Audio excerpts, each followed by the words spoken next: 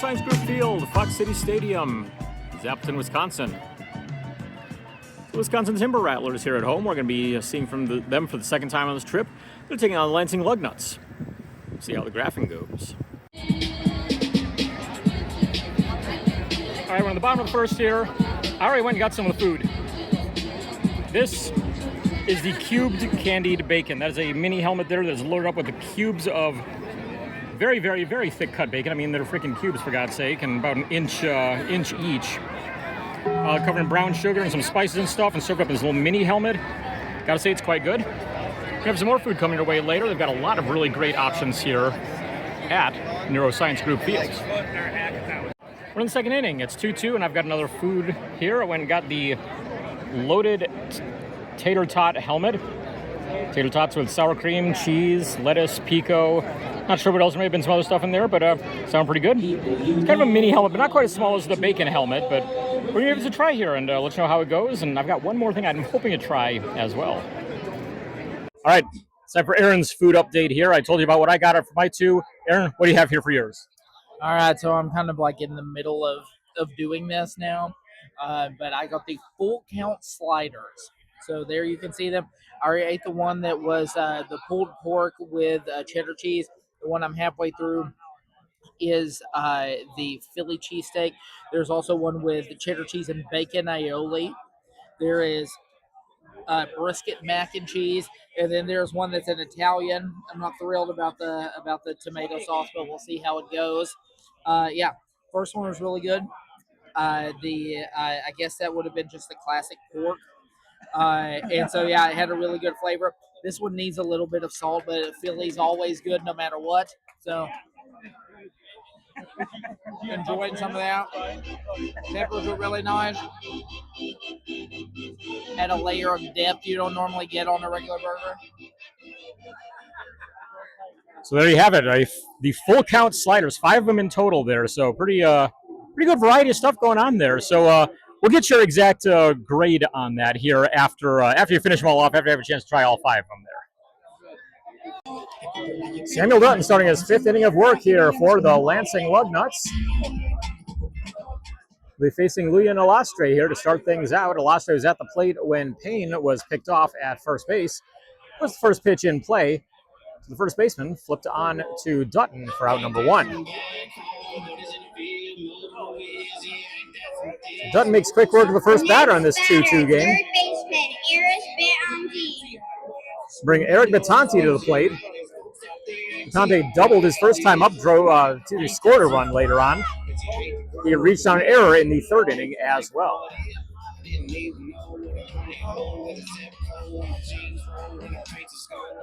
Betanti, a .258 hitter on the year, takes the first pitch for a ball. 15 home runs, 52 RBIs for him with a .973 OPS. 1 out, nobody on. A 2-2 game, 2 runs, 5 hits, 1 error each way. Betanti puts this one in play to the second baseman, fields on a couple hops. Throw to first is in time, there's 2 away.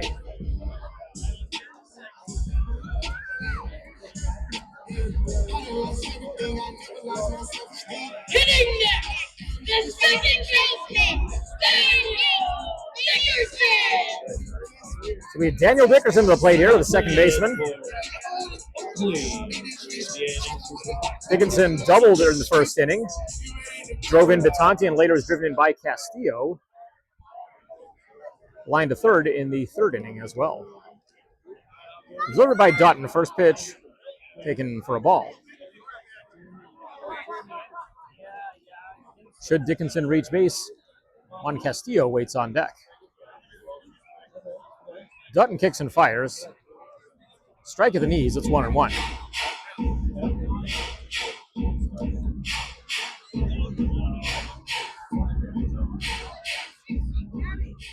Dutton working out a stretch full time, delivers.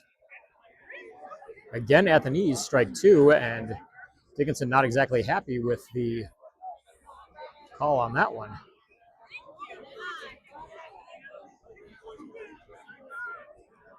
Dutton sets and delivers 1-2. It's in the dirt. Goes 2-2.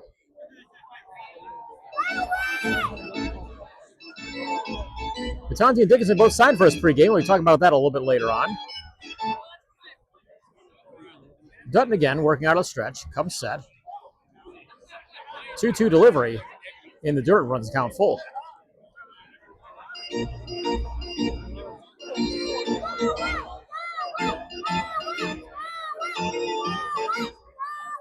Dutton, as we said, scattered 5 hits through 4 2/3 innings thus far. Looking to get out of here with his first 1-2-3 inning of the game, I believe. Comes set. The pitch. Fouled off. So we'll do it again, 3-2 here with 2 outs.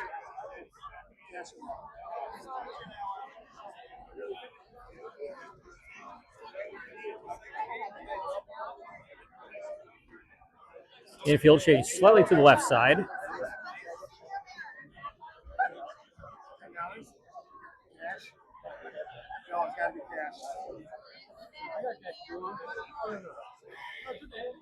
Dutton again comes set. The pitch. Put in play. Base hit over to left. Fortunately, couldn't really get a good view of that one.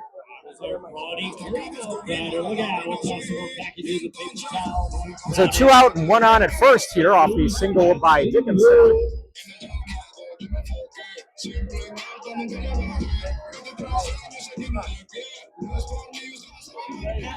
We get a conference at the mound. I believe we may be seeing a new pitcher enter here for Lansing.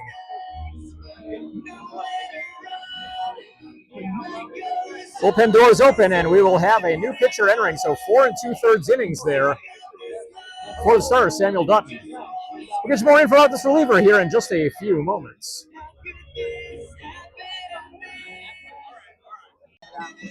The Riley Hughey coming in to pitch here for the Lansing Lugnuts. 2-2 game, bottom of the 5th. 1 man on after the 2-out single by Dickinson. You see him there. And he'll bring Luis Castillo to the plate here for the Wisconsin Timber Rattlers. Castillo 2 for 2 so far. Drove in a run in the first inning, singled in the third as well, as we're now here in the bottom of the 5th. Hughey kicks and fires. Throw down to second, not in time, as stealing second there first pitch was Dickinson.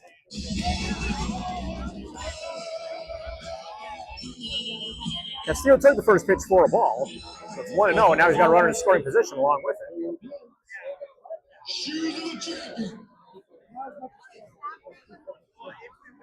Lefty versus lefty. As Hughey comes set.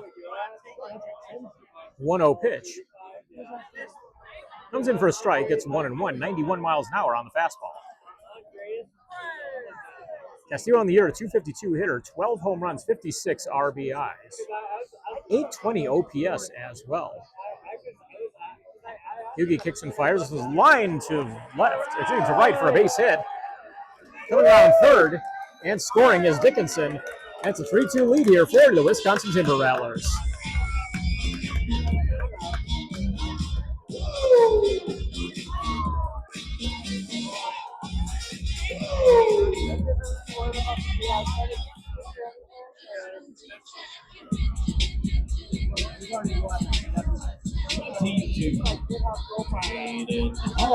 So Taden Hall will play it, playing first base here tonight.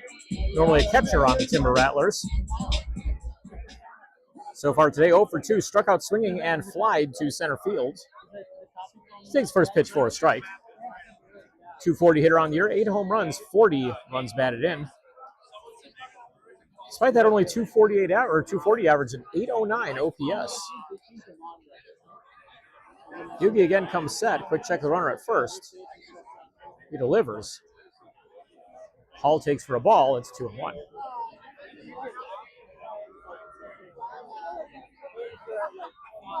Once again, that's Castillo on first base. RBI single for him. He's 3 for 3 so far. Hall looking to change his fortunes as he takes the second strike. It's now 1-2.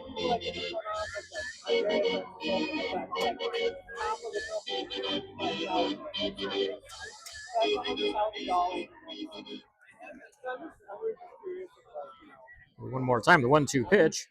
Taken low for a ball. Castillo will hold his spot at first base and runs the count to 2-2.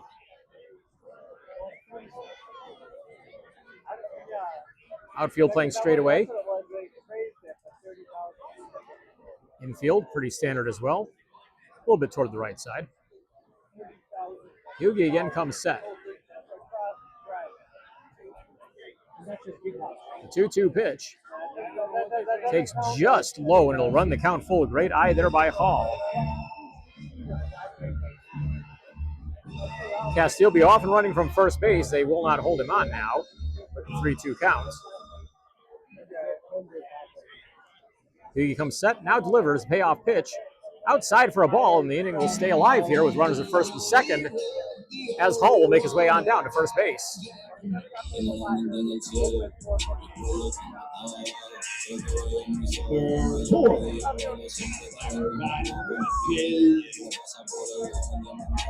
So Tyler Rodriguez to the plate now. 2-out man on first and second base for him. Tyler Rodriguez so far tonight, 0 for 2, struck out swinging in the second, grounded out to third in the third. Yugi's first pitch comes inside, 91-mile-an-hour fastball. It's 1-0. On the season, Rodriguez, a .270 hitter, 1 home run, 7 RBIs. 736 OPS to go along with that. Yugi sets, now delivers, fouled this one off, does Rodriguez. It's 1-1. Love the graphic there. When the foul ball gets hit, they have the shattering glass up on there. Yugi comes set. 1-1 pitch. Tap toward third. Third baseman will just take that one himself to retire the side. 5 on the ground out. 1 run, 2 hits, no errors, 2 left. Move to the top of the 6th. It's a 3-2 lead for the Wisconsin Timber Rattlers over the Lansing Lugnuts. You know shit is getting serious when Aaron Littleton goes for dessert at the ballpark. Aaron, tell us what you've got here. All right, so yes. So this is called the Ice Cream Fangwich. Their mascot, the Timber Rattlers mascot's name is Fang, and he is a Timber Rattler snake, as you might imagine. And so this is 2 frozen jumbo cookies, and they'll put whatever type of ice cream you want. I'm not a super chocolatey person. I thought about maybe going mint chocolate chip, but I went for the deluxe vanilla to go with the chocolate chip cookie here. So yeah, I don't know that I've ever had ice cream at a ballpark before. So I don't know. We're gonna try this out. I'm not sure how to start this, but we're gonna see. You start at 1 bite at a time. I think I have ice cream on my face. Yeah, a little bit. Wow, that was fantastic. I'm gonna have to mush it down. Good call. I got ice cream up my nose a little bit. Yes. but oh man, this is great. And so my mom won't care about any of this but the ice cream sandwich. Nice. That's all she cares about. She would rather have that than food most of the time. So there you go. I mean, lots of great food going on here in Wisconsin, here in Appleton. I'm about to go hit the desserts myself, I think, as well. So I'll have a little bit more here, and we'll talk some autographs after that. Bottom of the 6th inning, we've got ourselves some Jackson churros. Those are Oreo churros, topped with some raspberry sauce. I had some vanilla sauce to them as well. But yeah, one of many very good-looking food items here at Neuroscience Group Field. I'm about to dig into this in a second, and we'll let you know how it is after that. All right, back in the hotel. Like I said, I didn't do any recap of the graphing while we were at the ballpark there. So this is going to be everything from pregame, postgame, all of that stuff in here. And it's going to be underwhelming because this was probably the roughest one out of any of them. So to start out with, I mean, access in that ballpark wasn't exactly the greatest. They had, a couple of spots near the dugout that were open, but they're at the opposite end the players came into the dugout in, so made it really tough to try to get anybody because you have to, call down and hope they would come over to you.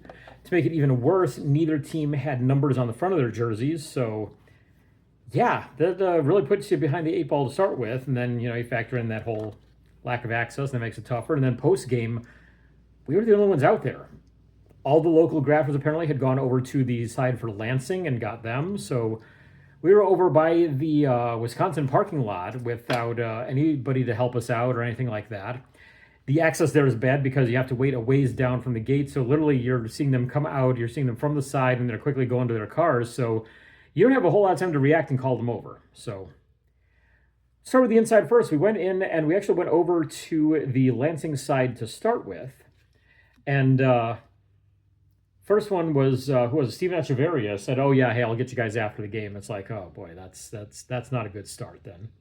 Fortunately, Rodney Green came over and we didn't even have to ask him. Like just as Aaron says, "Hey Rodney," he's like, "You don't have to ask me. I know what you're looking for." And he comes over and signs. Got him on 2 cards. So it's a nice start at least right there. Unfortunately, that was the peak of it pretty much. So I got those. Didn't really have much luck with Lansing pregame at all. Miles Naylor completely ignored us, which I'd always heard that Miles was the nice one out of the Naylor family. Now it looks like he's taking after his brothers now, so that's not good. We went over then to the opposite side there for the Timber Rattlers and got a few guys. So Yannick Walther signed one of my 6-spot cards right there. I also got a Taden Hall on the team set. Picked that up before the game, so got that done. Eric Batanti, who I'd gotten in spring training a couple of years ago, nice guy and everything, and he signed the only card that I had left of him. We tried to get the pitching coach there, and unfortunately there was an on-field parade to make things worse. So he's like, "I can't really get over to you guys." He looks like, "That's fine, we'll get you later," and we never did. We did at least get the manager, Nick Stanley. Team set card right there. Signed in a dark spot there. I mean, he's wearing a black jersey there, so it's kind of tough to do, but yeah, he signed it at least. There you go. Let's see, pregame. We also got Daniel Dickinson, who fortunately came over and signed the 2 cards ahead of him, a regular set card and the team set card as well. Or not a set card, just a regular card and the team set card. So those 2. And then that was it for pregame. So 10 cards signed. Oh, wait. I did get 2 others actually pregame. And so I picked up a nameplate in the team shop. They had a bunch of them from some various jerseys and such. And I found one that had Rodriguez on it. And there were 3 Rodriguez's on the team. And so I got 2 of them before the game and 1 after. And all signed on there. So see if I can...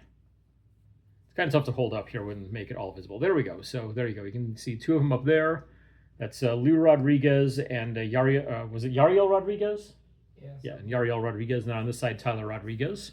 So Rodriguez nameplate signed by all 3 of the Rodriguez's on the team. I thought that would be kind of a cool thing to do. And so it was just $5 for the nameplate there. And then, got all 3 guys to sign it. So fun stuff there. 2 of them pregame, 1 postgame. It was Yariel was postgame. Lou and Tyler were both pregame. So there you go.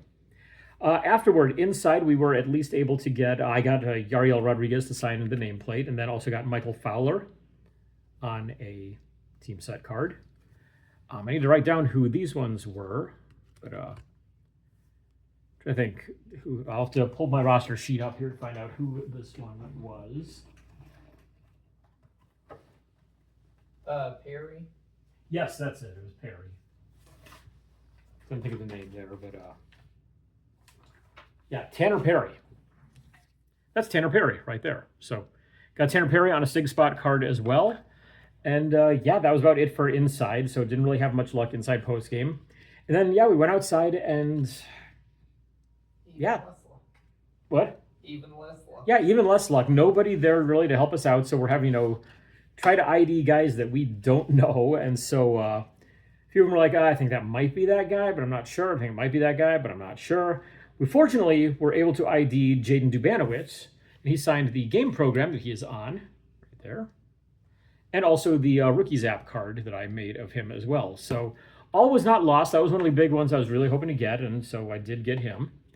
We also, he actually called out, hey, Nova, to Jose Nova, so we knew, oh, hey, Jose Nova's probably coming out here in a moment, and he did indeed sign my team set card. After that, Daniel Gilarte was one of the few remaining ones, and we were actually able to ID him. He did come over, signed 2 for each of us. Not sure if he's a no dupes or what it is exactly there, but he signed 2 for me, he signed 2 for Aaron, and there was 1 team set card and 1 Bowman card there. So, yeah, not sure what the reasoning is there, but yeah, that was it. So if you're scoring at home, that was 18 total that I got here. So just coming up short of 200 for the trip. So I was hoping I might hit that. Unfortunately, no such luck there. So 198 so far as we hit the Nationals starting tomorrow.